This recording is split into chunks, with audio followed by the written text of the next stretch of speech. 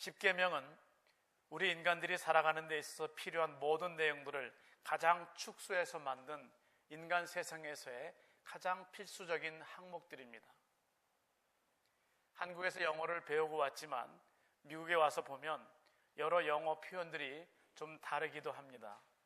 머리로는 알았었던 표현이지만은 잔디밭 같은 데에 keep out 이렇게 적혀 있으면 선뜻 우리는 차라리 do not enter 이렇게 하면은 우리가 더 쉽게 들어가지 않을 텐데 keep out 하게 되면 선뜻 우리 머릿속에 사전적으로는 의미가 이해가 되지만 잘 되지 않을 수도 있습니다. 말 그대로 keep out, 밖에만 계속 있으면 사실은 안에 들어가지 않을 수 있는 것입니다. 사실은 이와 마찬가지로 하나님께서 하나님의 말씀 그대로 이 말씀을 우리에게 주신 계명만 그대로 지키다 보면 저절로 우리가 범죄하는 자리에 들어가지 않을 수 있는 이런 방편으로 주시는 것이 바로 계명인 것입니다. 말하자면 성경 말씀 속에서 처음에 출애굽기를 통해서 그들에게 십계명이 주어질 때 그들이 400년이나 되는 기간 동안에 종살이를 하다가 출애굽을 통해서 자유민이 됐는데 갑자기 자유가 주어지니까 오히려 많이 혼란스러웠습니다. 이렇게 혼란스러운 그 사회에 영적으로 육적으로 어지러워진 그들을 바로잡기 위해서 하나님은 너희가 최소한 이 10가지는 지켜야 되겠구나 라고 해서 십계명을 주신 것입니다. 십계명은 처음 모세를 통해서 이스라엘 백성들에게 주어졌습니다. 그러나 말씀을 보게 되면 세월이 점점 흐르면서 불행하게도 하나님을 모르는 세대들이 일어났다라고 말씀합니다. 이스라엘 백성들인데 하나님이 선택하신 백성들인데 하나님의 역사로 인해서 400년 종살이를 마치고 해방된 민족인데도 불구하고 그 후대들은 오히려 하나님을 모르는 자들이 일어났을 때에 하나님은 신명기 5장을 통해서 그들에게 다시 한번 십계명을 주셨습니다. 그것이 신명기 5장 6절 7절의 말씀입니다. 나는 너를 애굽 땅에서 종되었던 집에서 인도하여 낸 너희 하나님 여호와로라. 나 외에는 위하는 신들을 내게 있게 말지니라. 나 외에는 다른 신을 두지 말라고 하나님은 말씀하셨습니다. 예수께서도 하나님께서 이스라엘 백성들에게 주신 십계명인 이 율법에 대해서 설명하셨는데 그것이 마태복음 5장 17절부터 19절까지 말씀에 나와 있습니다. 예수께서는 내가 율법이나 선지자나 이런 것들을 폐하려 온 것이 아니라 오히려 완전케 하기 위해서 왔는데 방법은 이러이러하다라고 화면에 보시는 마태복음 5장 17절 이하의 말씀을 가지고 우리에게 말씀해 주셨습니다. 십계명은 우리를 이 죄악된 세상에서 살아갈 수 있는 가장 올바른 그리고 필수적인 필수 불가결한 몇 가지 항목을 우리에게 주신 하나님의 계명이시고 하나님의 우리를 향한 사랑의 언어인 것입니다. 내슈빌 벨몬트 교회에서 25년 동안 교회를 섬겼던 단 핀토 목사님이 지금은 미국과 이스라엘의 유대인 공동체를 섬기고 있는 그런 일을 하고 계시는데 그분이 쓴 책이 Your people shall be my people이라고 하는 그런 책을 쓰셨습니다. 그 책에서 그분은 그의 아내와 함께 코리텐 붐에 대한 영화를 보러 가셨는데 또 하이딩 플레이스라고 하는 코리텐 붐 여사에 관한 것이었습니다. 코리텐 붐 여사는 나치 정권이 유럽으로 들어갔을 때에 그 정권에 항거하기 위해서 노력하고 있는 유대인 공동체들을 도와줬던 그들에게 피난처를 제공했던 네덜란드 여인이었습니다. 이 부부가 또 하이딩 플레이스라고 하는 그 영화를 보고 난 뒤에 느낌을 그는 그 책에서 적고 있는데 영화를 보는 내내 그들은 깊은 감동으로 눈물을 많이 흘렸습니다. 그리고 영화가 끝난 뒤에도 바로 자리에서 일어나지 못하고 한동안 그 감격을 억누르지 못하고 그 자리에 멍하니 앉아 있었습니다. 돌아오는 차 안에서도 그들은 서로 대화하지도 못하고 그 충격 같은 그 사랑의 메시지를 들으면서 계속 그들은 아무 말 없이 집으로 돌아왔습니다. 집으로 돌아온 뒤에도 그들은 각기 다른 방에 들어가서 영화를 통한 그 충격을 마음속에 추스리면서 마음의 평정을 찾을 때까지 울고 또 울었다라고 그는 적고 있습니다. 무려 2000년 동안 나라도 빼앗기고 언어도 빼앗긴, 땅도 빼앗긴 그들이 하나님을 믿는 그 신앙을 유일하게 전수해 올 수 있었던 한 가지, 그것은 하나님 안에서 기적이라고 그는 핀토 목사님은 말하고 있습니다. 기적적으로 하나님께서 그들을 지키셔서 그들이 오늘날 지금까지도 하나님의 이름을 높이고 하나님의 계명을 지키고 있다라고 핀토 목사님은 그의 책에서 적고 있습니다. 하나님께서는 이스라엘 백성들을 애굽의 속박으로부터 광야로 인도하시고 그리고 지도자 모세에게 이렇게 말씀하셨습니다. 출애굽기 19장 5절 6절 말씀에 세계가 다 내게 속하였나니 너희가 내 말을 잘 듣고 내 언약을 지키면 너희는 열국 중에서 내 소유가 되겠고 너희가 내게 대하여 제사장 나라가 되며 거룩한 백성이 되리라. 너는 이 말을 이스라엘 자손들에게 고할지어다 라고 이스라엘 백성들을 인도하여 낸 모세에게 하나님은 직접 말씀하셨습니다. 그러나 모세의 고민은 정말 신앙적으로 아직 어린아이에 불과한 풋내기 백성들을 하나님의 말씀을 따르게 하기보다는 우선 그들이 섬기고 있는 우상 숭배로부터 그들을 지키는 것이 더 급선무였습니다. 심지어 이스라엘 백성들은 하나님께서 모세를 통해서 계명을 주시는데, 그래서 계명을 받기 위해서 산에 올라가 있는 모세가 돌아오기 전에 그 기간을 참지 못해서 그들은 온갖 금부치를, 금 귀걸이를, 반지를, 목걸이를 다 빼서 그 금을 녹여서 그들이 섬길 우상을 만드는 사람들에 불과했었습니다. 그것이 출애굽기 32장 1절부터 24절 그리고 28절에 나와 있습니다. 화면의 두 번째 줄에 보시게 되면 우리를 인도할 신을 우리를 위하여 만들라. 지금 모세는 하나님의 계명을 받기 위해서 산에 올라가 있는데 그 동안을 그들은 견디지 못했습니다. 하나님이 갑자기 없어지신 걸까? 모세가 잠이 드는 건 아닐까? 모세가 죽은 건 아닐까? 그런 많은 의문을 하면서 결국 모세의 형인 아론에게 당신이 우리를 대표해서 우리를 인도하면서 이제 우리를 인도해낼 신을 만들어 달라고 하는 이런 요청을 하는 수준의 이스라엘 백성들을 모세는 인도하는 그런 무거운 짐을 맡고 있었을 뿐이었습니다. 하나님은 우상을 섬기고 우상을 만들어서 그 앞에 절하는 이스라엘 백성들 3,000명을 하루에 다 지면에서 쓸어버리셨습니다. 이것은 하나님께서 하나님을 섬기는 질서를 세우기 위한 하나님의 명령이었습니다. 출애굽기 20장 3절, 4절, 7절 말씀에 이 말씀에 대해서 우리에게 말씀합니다. 너는 나 외에는 다른 신들을 내게 있게 말지니라. 너를 위하여 새긴 우상을 만들지 말고 위로 하늘에 있는 것이나 아래로 땅에 있는 것이나 땅 아래 물속에 있는 그 어떤 형상이든지 만들지 말고 여호와의 이름을 망령되이 일컫지 말라고 말씀합니다. 만약에 나의 이름을 망령되이 일컫는 자를 나는 죄 없다 하지 아니하리라 라고 하는 것이 하나님의 말씀이었습니다. 지금 이 계명들은 지금도 유대인들에 의해서 하루 2차례씩 쇠마로 회당에서 들려주고 있습니다.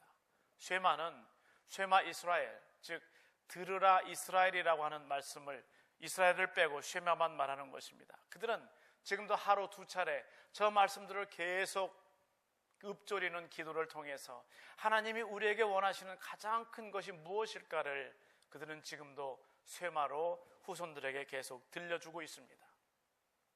하나님의 백성들의 나라인 이스라엘이 처음에 한 나라였는데 이 나라가 둘로 나누어진 원인이 있습니다. 이스라엘 백성들이 하나님을 향해서 제발 우리에게 좀 왕을 세워주십시오. 그 전에는 재정일치 시대로, 그래서 사사시대로 가고 있었는데 하나님께 요청한 이들을 하나님은 그들의 소원을 들어주셔서 첫 번째 왕 사울을 세우셨습니다. 그리고 두 번째 왕 다윗을 세웠고 그 다음에 다윗의 아들인 솔로몬이 3대 왕이 됐습니다마는 불과 세 번째 3대밖에 되지 않은 이스라엘의 왕정 3대 솔로몬 때에 솔로몬은 많은 처첩들을 거느리면서 그 많은 여인들이 자기 나라가 아닌 다른 나라에서 온 사람들이었는데 그들은 오면서 자기들이 섬기던 이방 신들을 함께 가져왔습니다.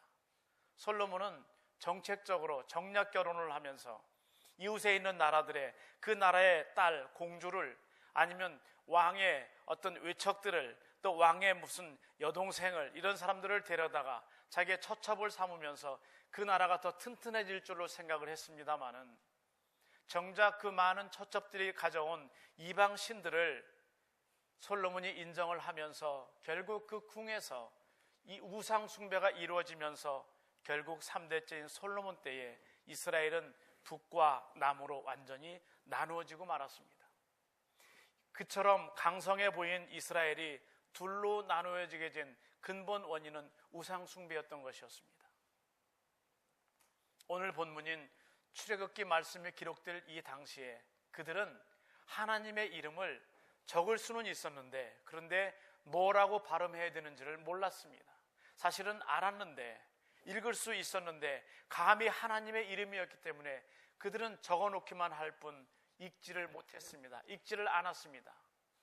성경을 필사하는 이들도 그 네 글자만을 비워두고 다 필사를 하고서 또 다시 가서 목욕 제거를 하고 그 말씀들만 그 여호와의 이름만 적어 넣을 정도로 이 네 글자는 그야말로 그들에게 성스러운 네 글자였습니다. 우리 알파벳으로 써놓으면 굳이 써놓는다면 YHWH라고 될 수 있는 저 네 글자이지만은 저것은 하나님의 이름을 아도나이라고 하는 아무도 알지 못하는 그리고 감히 불러서는 안 되는 하나님의 이름이었습니다. 그만큼 그들은 하나님 한 분만을 섬겼고 하나님의 이름을 높이는 백성들이었습니다마는 그러나 우상이 그들 속에 들어오게 될 때에 하나님의 나라는 둘로 나눠질 수밖에 없었고 그들은 하나님으로부터 벌을 받는 백성들이 된 것이었습니다.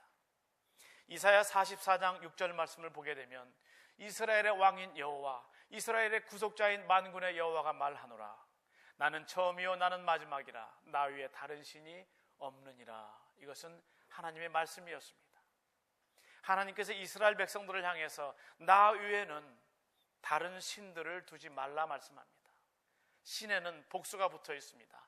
다른 신이 아닌 다른 신들을 두지 말라. 이 계명이 말씀하는 것이 무엇인가 하면 하나님이 가장 우선이어야 되는데 하나님이 아닌 그 자리에 들어갈 수 있는 어떤 것도 이것은 신 혹은 신들에 속하는 것이었습니다. 그들의 삶을 결정하는 우선순위라든지 그들이 경배하는 우선순위라든지 그들이 가장 귀하게 여기는 무엇이라도 프라이어리티로서 가장 우선순위로 하나님의 자리를 대신하는 것은 그것은 신 혹은 신들이었습니다. 영어로 소문자 G로밖에 쓸 수 없는 그 God 혹은 Gods를 하나님은 더 이상 내 앞에 두지 말라고 말씀하신 것이었습니다. 우리 속에서도 만일 우리 마음속에 가치를 두거나 소망을 두고 있는 것이 하나님보다 더 높은 어떤 것이라면 그것은 오늘도 우리가 버려야 될 다른 신 혹은 신들이 되는 것입니다.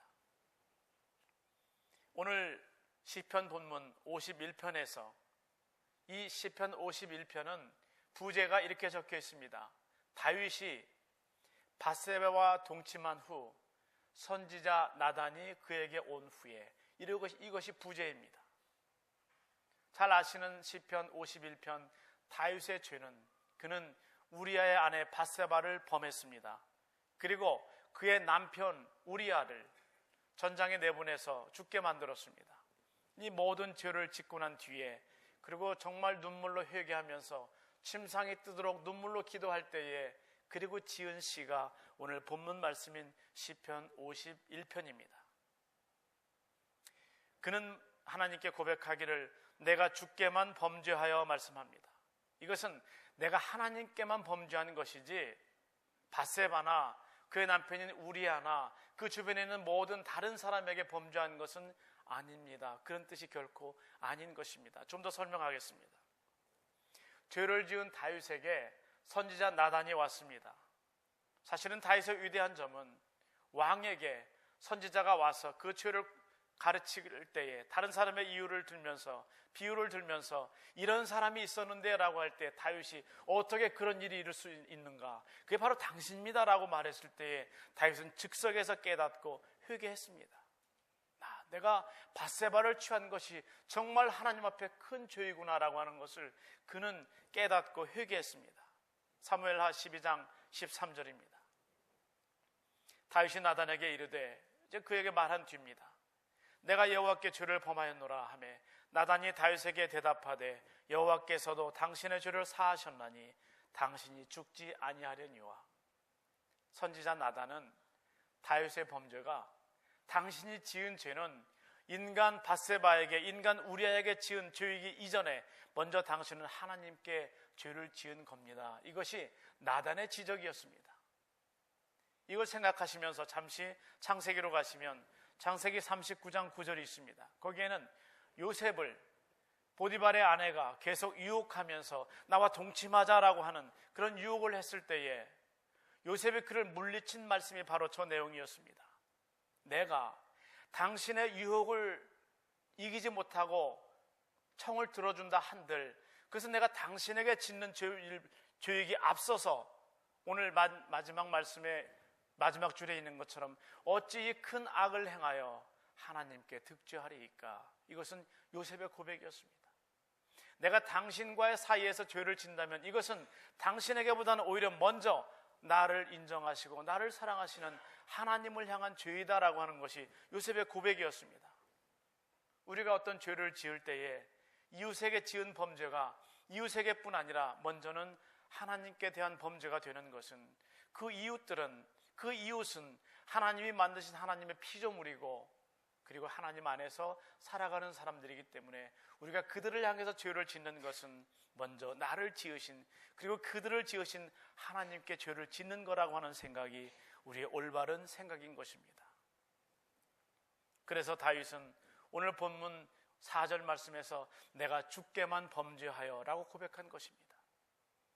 다윗이 죄를 지은 것은 눈으로 육적인 모습을 보았을 때에 그의 마음속에 눈을 통해서 죄가 들어와서 그가 결국 죄를 지은 것입니다. 우리는 지금도 우리의 눈을 통해서 들어오는 하루에도 수만 가지, 수천 가지, 수만 가지의 이 시각적인 정보를 우리가 어떻게 처리할 수 있느냐라고 하는 것이 우리에게 매우 큰 문제가 되지 않을 수가 없습니다. 과학소설의 아버지라고 불리우는 조지 웰스가 쓴 소설이 있습니다. The Country of the Blind, 눈먼 자들의 나라라고 하는 대표적인 단편 소설이 있는데 그 소설에서는 주인공이 남미의 어떤 산골짜기를 가다가 그러다가 아주 높은 절벽 밑으로 발을 헛디뎌서 떨어지고 맙니다. 떨어졌는데 다행히도 떨어지고 보니까 거기는 눈이 많이 덮여있는 곳이어서 그는 죽지 않고 살아납니다. 살아나서 보게 되니까 어떤 마을에 자기가 떨어졌는데 그 마을은 전통적으로 사람들이 뭔가를 볼 수 있는 시각 기능이 없는 눈먼 자들이 살고 있는 전설적인 나라였습니다. 전설의 나라였습니다. 전설의 고향은 아닙니다. 전설의 나라였습니다. 그래서 보니까 모든 사람들이 시각 기능이 없이 본다라고 하는 아예 see라고 하는 단어조차가 없는 그 땅에 그가 떨어집니다. 그래서 그가 나는 당신들을 봅니다. 이 마을을 봅니다. 당신의 발을 봅니다. 라고 할 때에 그 사람들은 전혀 인정을 하지 못합니다. 우리에게는 본다라는 것은 처음부터 없기 때문에 그래서 그들은 눈을 볼 줄 아는 그 사람을 데리고 마을에 이곳저곳을 데리고 다니면서 구경시켜주는 그런 모습들도 말하고 있습니다. 오히려 이 사람을 가리켜서 바위에서 튀어나온 이상한 존재라고 하면서 미개인 취급을 하는 겁니다. 그 과정 속에서 그 동네의 한 처녀와 사랑에 빠졌습니다. 그래서 결혼을 하고 싶어 했습니다. 그래서 내가 저 사람과 저 여자와 결혼하고 싶은데 라고 말했을 때에 이 사람들이 당신은 좀 지능이 우리보다 많이 떨어지는데 왜 떨어지는지를 봐야 되겠다라고 하면서 분석한 결과 쓸모도 없는 눈이 모든 정보를 계속 두뇌로 보내고 있기 때문에 당신의 지능이 떨어지고 있으니까 당신의 두 눈을 제거하면 당신의 지능은 우리와 같아질 겁니다. 이것이 그들의 판정이었습니다. 그래서 내일 수술하기로 날짜가 잡혔습니다. 두 눈을 빼는 수술입니다. 그래서 이 주인공이 고민하다가 수술하기로 돼 있는 그날 아침에 결국 그 마을을 탈출하고 맙니다. 그것은 웰스가 쓴 소설입니다. 우리는 눈으로 뭔가를 보면서 보는 순간에 우리 마음에 자극을 받고 머릿속에 욕심을 가지고 그것을 품기 위해서, 그것을 쟁취하기 위해서 우리는 많은 죄들을 짓고 있습니다. 지금도 우리가 우리의 눈을 통해서 들어오는 시각 정보 속에서 그것이 만약에 우리에게 죄를 가져오는 것이라면 우리는 그것을 차단하기 위한 많은 노력들을 해야 할 것입니다. 오늘 본문 속에는 다윗이 자기가 지은 죄를 간절히 회개하면서 끝까지 하나님 앞에 바로 서기를 작정하고 결심하는 한 위대한 인간의 기도가 오늘 시편 51편의 본문입니다. 그는 간절히 회개했는데 오늘 본문 속에도 네 가지 말씀들이 표현이 들어가 있습니다. 하나님, 저를 긍휼히 여겨 주옵소서. Have mercy on me. 제발 저를 좀 긍휼히 여겨 주옵소서. 또 그는 고백합니다. 내 죄과를 도말하소서. Blot out my transgressions. 제발 하나님, 나의 모든 걸 다 도말하소서. 내 죄악을 맑게 씻기소서. Wash away all my iniquity. 그리고 하나님, 내 죄를 깨끗이 제하소서. Cleanse me from my sin. 그것은 오늘 제가 봉독해드린 시편 51편에 짧게 나오는 그 속에 계속해서 고백하고 있는 다윗의 회개의 기도인 것입니다. 죄를 회개하고 그리고 하나님으로부터 용서함을 받은 뒤에 오늘 본문 말씀에 보면 다윗은 그 죄가 항상 내 앞에 있습니다라고 그는 말합니다.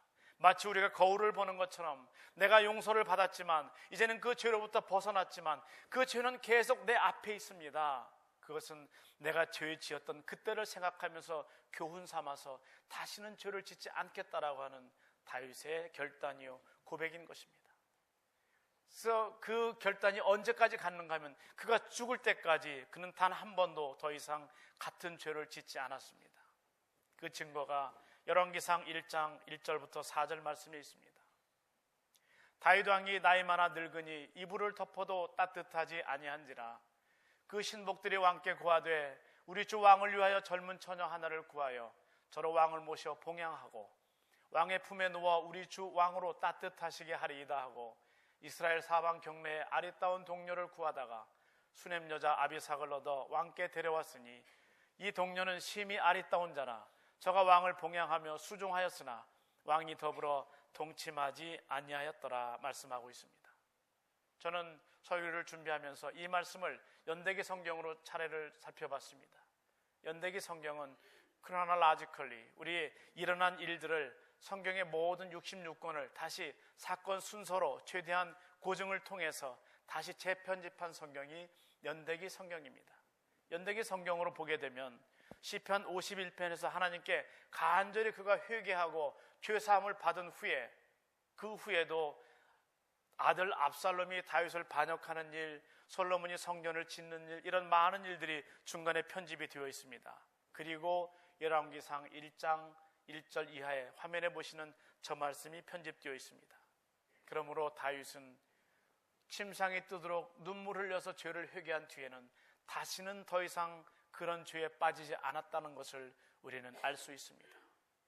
이유는 그는 하나님 안에서 다른 신을 섬기지 않고 하나님을 섬기고 하나님의 계명 안에 살아가기 때문에 그랬습니다. 이제 설교를 마치면서 구역 교재에도 나오는 두 가지 질문을 제가 던지겠습니다. 이 두 가지 질문을 가지고 여러분 구역 모임에서 활발하게 토론하면서 신앙을 성장시킬 수 있는 계기로 삼기를 바랍니다. 첫 번째 질문은 내 삶 가운데 있는 하나님의 역할과 기능을 대신하고 있는 다른 신들이 있는가? 만일 있다면 그것은 어떤 것들인가에 대해서 여러분 미리 생각하시고 구역 모임에서 토론할 수 있기를 바랍니다. 두 번째 질문은 이것입니다. 자신이 지은 끔찍한 죄들을 나단 선지자로부터 지적받은 다윗은 하나님 앞에 엎드려 회개한다.